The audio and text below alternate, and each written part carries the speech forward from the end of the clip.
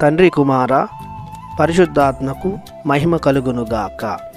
ఈనాటి జీవవాక్యం. ప్రభువు న్యాయముగా నిష్పక్షపాతముగా లోకములోని జాతులకు తీర్పు తీర్చును.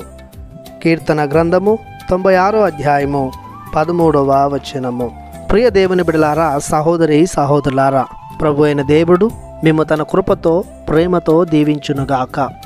లోకములో ఎందెందు వెతికినా న్యాయవంతుడును నీతిమంతుడును పవిత్రుడును నిష్పక్షపాతముగా వ్యవహరించేవాడును కనిపించడు. ప్రతి ఒక్కరూ కలుషితమైన వారే. వారి హృదయాలు, మనసులు, ఆలోచనలు, చేష్టలు ప్రతి ఒక్కటి కలుషితమై ఉన్నవే. మంచి మనసు కలవారు, మంచిని చేయాలి అనుకునేవారు కనిపించరు. స్వార్థంతో, అసూయతో వ్యవహరిస్తుంటారు. తాను బాగుంటే చాలు అనుకునేవారు సమాజంలో కోకొల్లలు. ఇతరులను గూర్చి, ఇతరుల బాగోగులను గూర్చి ఆలోచించేవారు లేనేలేరు. అది కాకుండా హాని చేసేవారు, హింస చేసేవారు రోజురోజుకి పెరిగిపోతున్నారు.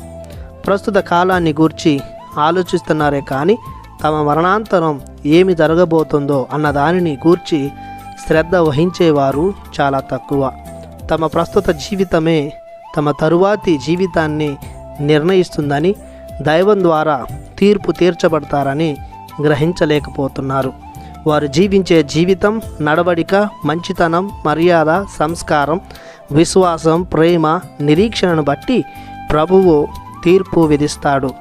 వారి వారి విలువలను, జీవిత శైలిని బట్టి ప్రభువు నిష్పక్షపాతముగా తీర్పు విధిస్తాడు. ప్రభువు ఎవరికిని అన్యాయం చేయడు. వారి విశ్వాసమే, వారి మంచితనమే వారిని మహోన్నతులుగా తీర్చిదిద్దుతుంది. ప్రభువు అంతస్తు, ఐశ్వర్యం, కులం, గోత్రం, వర్గం, జాతి, భాష, ప్రాంతం అంటూ వాటిని ఆధారంగా చేసుకోడు.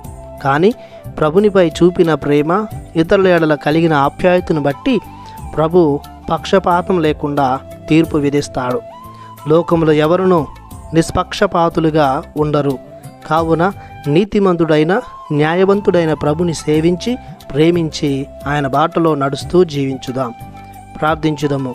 నీతిమంతుడైన ఓ ప్రభువా, మేము తండ్రి దేవుని మన్ననలను పొందుకునే విధముగా జీవించేలా, ఎలాంటి తప్పుడు తీర్పుకు గురి కాకుండా విశ్వాసవంతమైన దయగల జీవితాన్ని కొనసాగించే శక్తిని మాకు దయచేయమని మీ పరిశుద్ధ నామములో ప్రార్థిస్తున్నాము పరమ తండ్రి. ఆమెన్. దేవుడు మిమ్ము దీవించునుగాక. ఆమెన్.